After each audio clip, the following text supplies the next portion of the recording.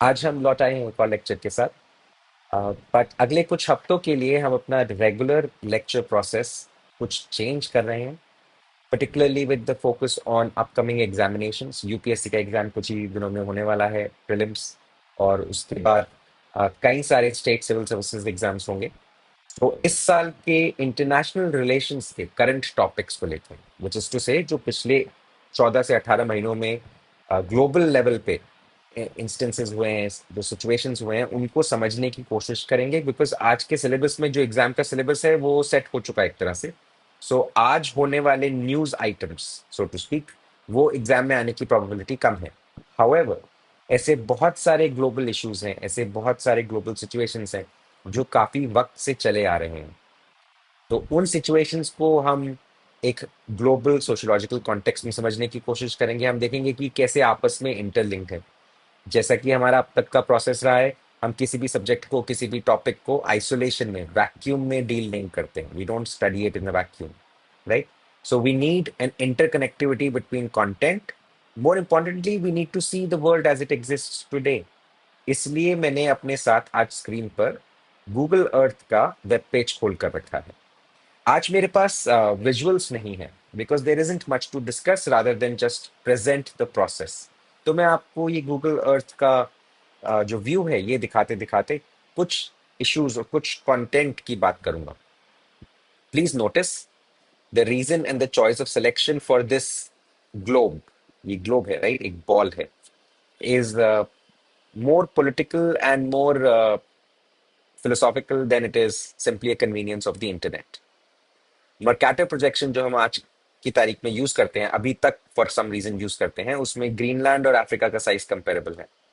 उसमें यूरोप और बाकी की दुनिया बराबर के साइज में अप्रोक्सीमेट दिखाई देती है।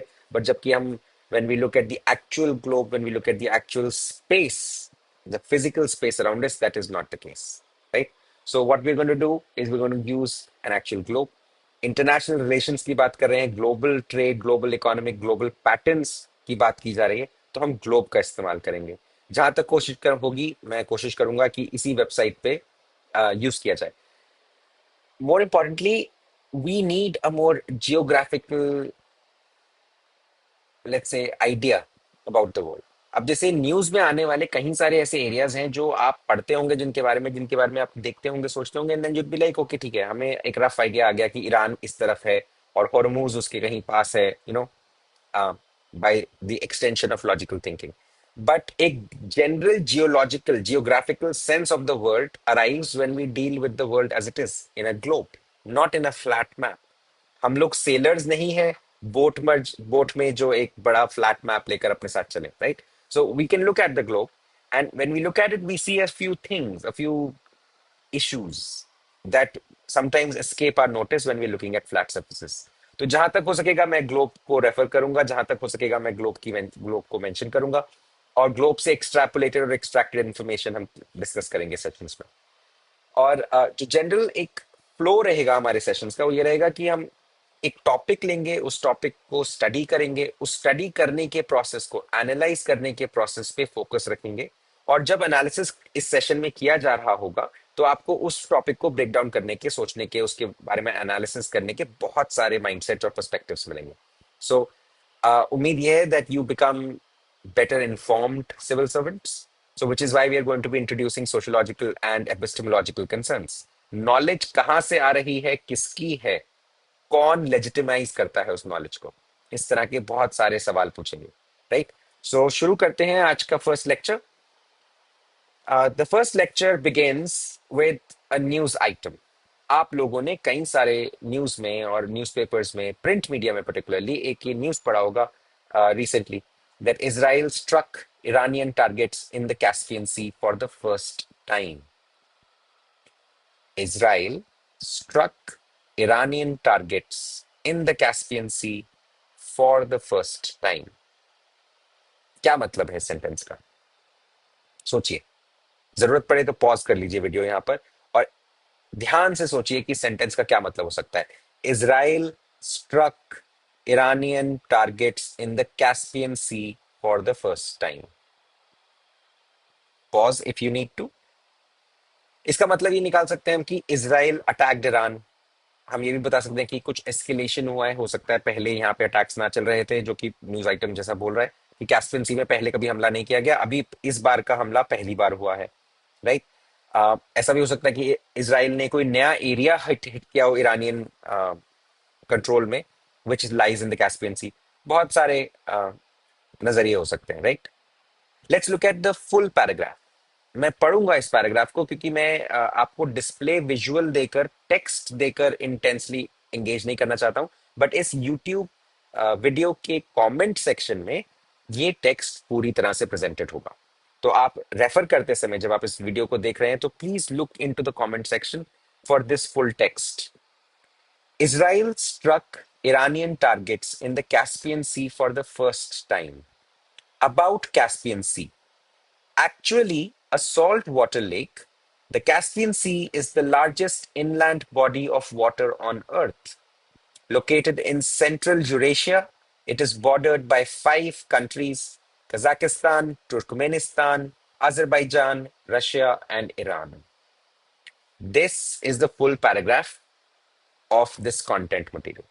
So, Israel struck Iranian targets in the Caspian Sea for the first time should bring into your head a quick recollection of the Caspian Sea. And when you're thinking of the Caspian Sea,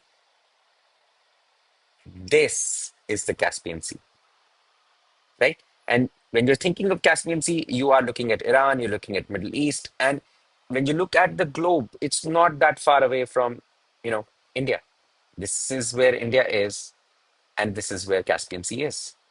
so technically हमारे neighbourhood में ही बात हो रही है, right. So you been reading paragraphs like this, इस तरह के paragraphs, information, एक न्यूज आइटम, फिर एक उसके साथ ब्रेक डाउन इन्फॉर्मेशन, कई महीनों से पढ़ रहे होंगे आप, तैयारी कर रहे हैं इस एग्जाम की, राइट। इनफैक्ट आप अभी भी जो अपने करंट अफेयर्स के नोट्स रिवाइज कर रहे हैं, आप उसमें इस तरह के पैराग्राफ्स पढ़ रहे होंगे, राइट। वे जहाँ पे आपको एक न्यूज आइटम होगा और न्यूज आइटम के बाद एक इंफॉर्मेशन होगी with regards to that geographic location or that geotag location, basically globe में ये कहाँ हो रहा है। इंटरनेशनल रिलेशंस है तो आपको ज्योग्राफी, वर्ल्ड ज्योग्राफी के बारे में कुछ कुछ रेफरेंसेस देंगे जरूर, राइट। तो इस तरह के पैराग्राफ्स आप कई महीनों तक आगे और पढ़ते रहेंगे, कई महीनों से पढ़ रहे हैं। और इनफैक्ट इसी तरह के पैराग्राफ के ऊपर एग्जाम में क्वेश्चंस आएंगे, आपसे सवाल जरूर पूछा जा सकता है कैस्पियन सी कहाँ है, राइट। क्यों इंपॉर्टेंट है? क्योंकि करंट अफेयर्स में आया रिसेंटली। कैस्पियन सी वो रहा, ये स्क्रीन पर ये आपको दिखेगा छोटा सा ये नीला dot, right. So I hope you guys can see between Iran, Turkmenistan, Azerbaijan is too zoomed out here, so it's not visible. It's a tiny nation compared to the other big names that you can see. So within this map, we get a contextual placement, a relative placement. कौन किसके नजदीक है, कौन किससे कितना दूर है, और इसी तरह की बातों पे हम बेस्ड इंफॉर्मेशन और एनालिसिस करेंगे। सो पहले तो इसको पढ़ते हैं as you have been trained, walk it through as a revision exercise. ये जो स्निपेट है, ये जो न्यूज आइटम है, Israel struck Iran, Iranian targets in the Caspian Sea for the first time, and the Caspian Sea is basically a large body of salt water. It's a saltwater lake. It's not a sea. Technical definition. It's a saltwater lake surrounded by five countries, and knowing the names of those five countries would be important. MCQ में question आ सकते हैं कि इनमें से, इन चारों में से कौन सी कंट्री कैस्पियन सी के आसपास नहीं है और does not border the Caspian Sea. इस तरह के सवाल पूछे जा सकते हैं, right. So as a candidate आपको ट्रेनिंग क्या दी गई है? आज तक आपको ट्रेनिंग दी गई है, ये पढ़ो कि इस न्यूज आइटम में लिखा गया है इसराइल ने ईरान पर हमला किया, दैट्स द हेडलाइन इवेंट। पहला हमला है, तो एक नया थिएटर ऑफ वॉर, एक नया स्टेज ऑफ वॉर ओपन हुआ उसकी वजह से, right. Caspian sea itself is a lake, not a sea. नाम में सी है बट लेक है, right. That's the kind of distinction जो कि प्रीलिम्स में आता है। अब जो पांच कंट्रीज हैं, कजाकिस्तान, तुर्कमेनिस्तान, अजरबैजान, रशिया और ईरान, इनको दोबारा से नाम अपने दिमाग में याद कीजिए और मेमोराइज करने की कोशिश कीजिए, राइट। अगर आपसे कल पूछा जाए कि कौन सी कंट्रीज हैं, हो सकता है कुछ लोगों को याद होगा कैस्पियन सी के इर्द गिर्द कौन सी कंट्रीज ने बॉर्डर क्रिएट किया हुआ है। कुछ लोग रिटेन कर पाएंगे इन्फॉर्मेशन, कुछ लोग हो सकता है मैप के साथ विजुअल मेमोरी में कर पाए। लेकिन अगर आपसे स्ट्रेटेजिक इंपॉर्टेंस पूछी जाए कि इसराइल ने इन कैस्पियन सी की ईरानियन प्रॉपर्टीज पे हमला क्यों किया। ऐसा क्या था वहां पे जिस पे इसराइल ने हमला किया। Why was it needed, what was the the strategic importance of this attack.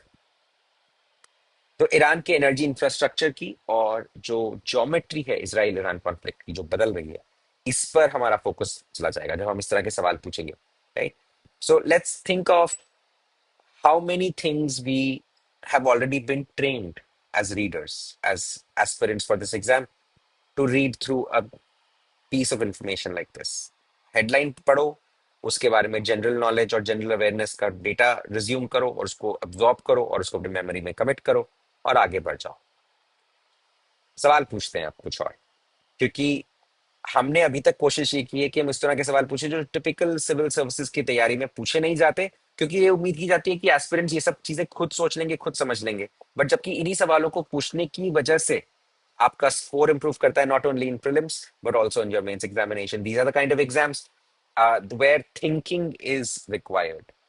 तो एमसीक्यू मेमोरी बेस्ड जरूर होगा, लेकिन बिना सोचे समझे सॉल्व हो जाए ऐसा नहीं होगा, right.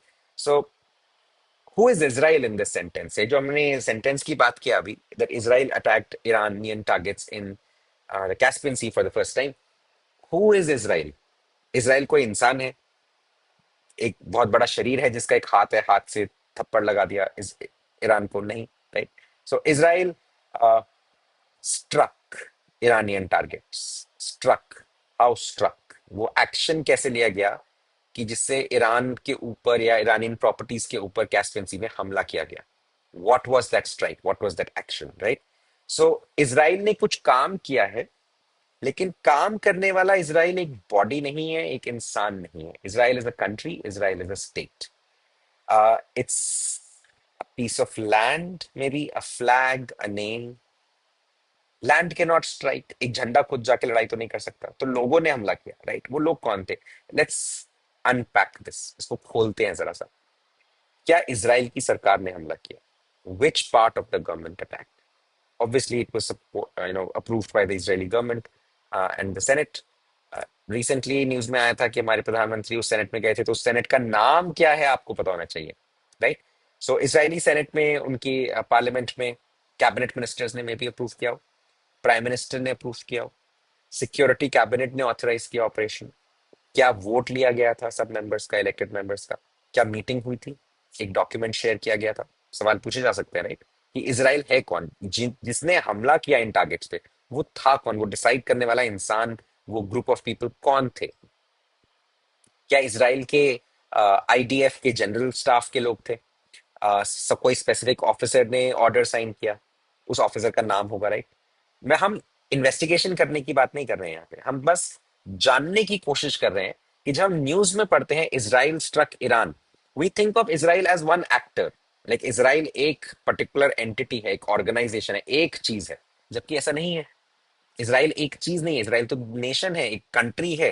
How can a country strike another country. Country के कुछ लोग डिसाइड करते हैं, कंट्री के कुछ ऑफिसर्स वो एक्शन लेते हैं और वो स्ट्राइक कैरी थ्रू की जाती है, राइट। सो हम ये तरह के सवाल पूछेंगे।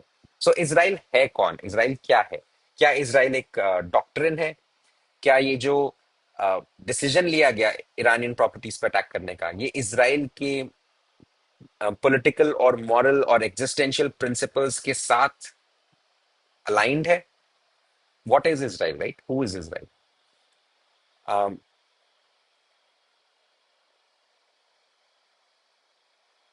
Israel's strikes follow a certain logic historically, if you look at it.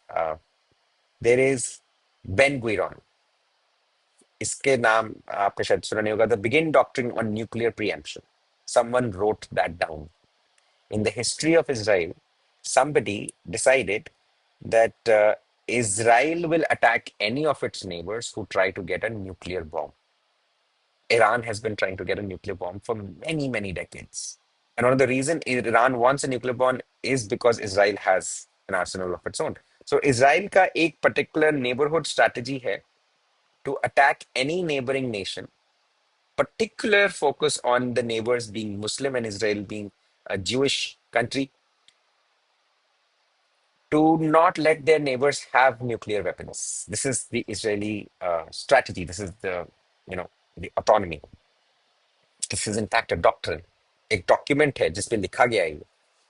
तो किसी ने वो लिखा होगा डॉक्यूमेंट पे, राइट? शुरुआत में हिस्टोरिकली स्पीकिंग।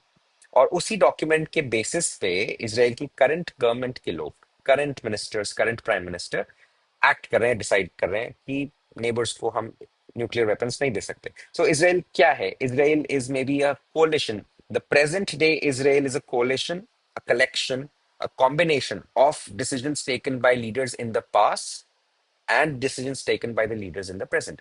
So हर एक particular nation state आज की तारीख में क्या करता है is somewhat of an extension of what they have been doing in the past. So Israel does not act alone in this particular process also. So intelligence sharing भी हो रही है. There are fuel logistics involved, fighter planes. Israel is somewhere here, and this is Caspian Sea. So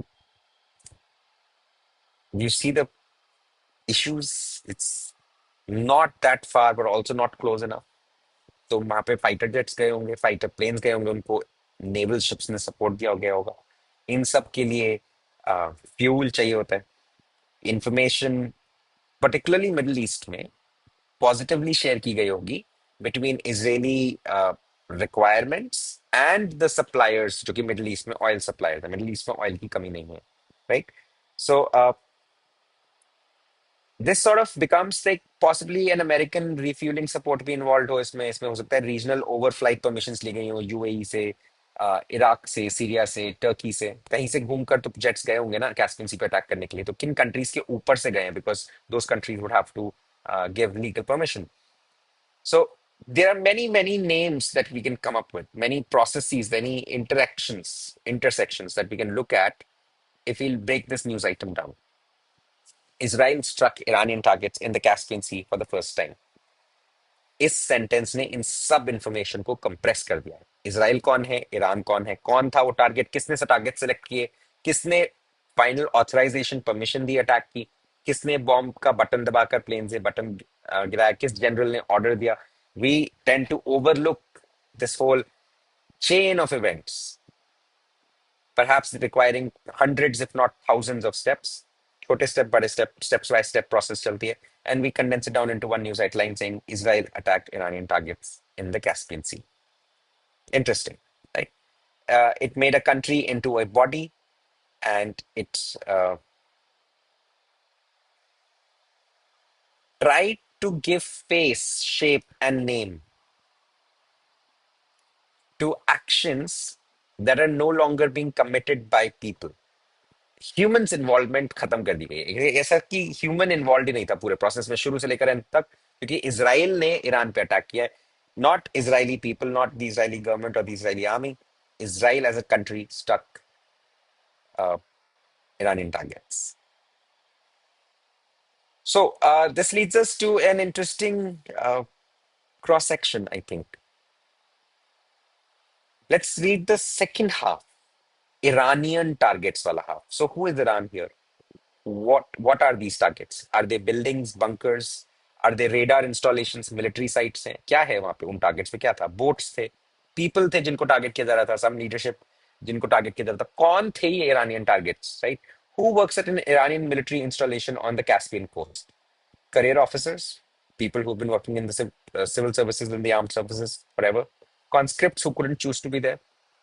Young men and women who were drafted into the army because गरीब थे और कोई option नहीं था, राइट? कौन कौन है? सिविलियन कॉन्ट्रैक्टर्स हो सकते हैं, हो सकता है उनकी फैमिलीज जो आसपास रहती हो हाउसिंग में, और local fisherman using nearby waters, right?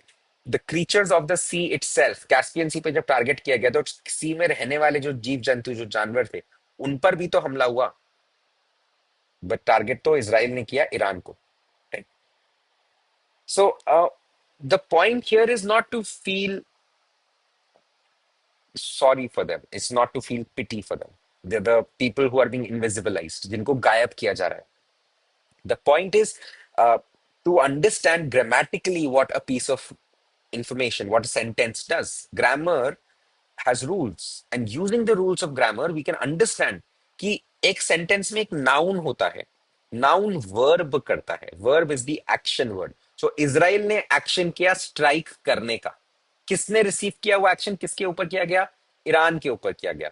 लेकिन इजराइल और Iran in the sense of human beings noun nahi hai. They are proper nouns representing nations, in fact entire nation states.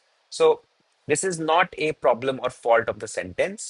This is how almost every sentence in international relation is written. It is your job as a reader to break it down, to look at the sentence and see कि उसमें कौन सी information है जो compress करके छुपा दी गई है, और ऐसी क्या इंफॉर्मेशन है जो कि उसके से आप एक्सट्रैक्ट कर सकते हैं. Right. So Israel struck Iranian targets in the Caspian Sea for the first time. The sentence captures so much more than just the information कि टारगेट किसने किसको किया और कहाँ हमला किया गया. राइट. तो इस हफ्ते आपसे एक ये उम्मीद की जाएगी, एक छोटा सा दरख्वास्त किया जाएगा इनफैक्ट, जब कभी आप न्यूज पढ़ रहे हैं, राइट, इस तरह का एनालिसिस करने की कोशिश कीजिए. Try rewriting the sentence with actual actors. कौन है वो लोग, वो इंसान कौन है जो ये डिसीजंस लेते हैं, जो ये एक्शंस लेते हैं. Who decided, who carried it out, who was on the receiving end. You will find that this is harder than it sounds. It requires a sort of flexibility of thinking alongside a knowledge of how things function. तो आपकी बहुत सारी domains और subjects की knowledge यहाँ पे use हो जाएगी, टेस्ट हो जाएगी. And this is also an important thing. You should be able to connect other subject matter knowledge here and take this knowledge into other subjects. तो हम जो टॉपिक में कॉन्वर्सेशंस करेंगे, कुछ हो सकता है मिलिट्री के बारे में हो, कुछ हो सकता है साइंस टेक्नोलॉजी के बारे में हो, कुछ हो सकता है इकोनॉमिक्स के बारे में, एग्रीकल्चर के बारे में, ग्लोबल वार्मिंग, एनवायरमेंटल चेंज के बारे में. You should be able to take in international relations as a multidisciplinary topic that converges all of these ideas, that mixes all of them up, and creates something that you are capable of, using, retaining, and more importantly, falling back upon as a method of analysis, as a method of thinking when you actually do become a civil servant. क्योंकि सिर्फ fight civil services का exam clear करने की नहीं है दोस्तों, fight एक अच्छा सिविल सर्वेंट बनने की है.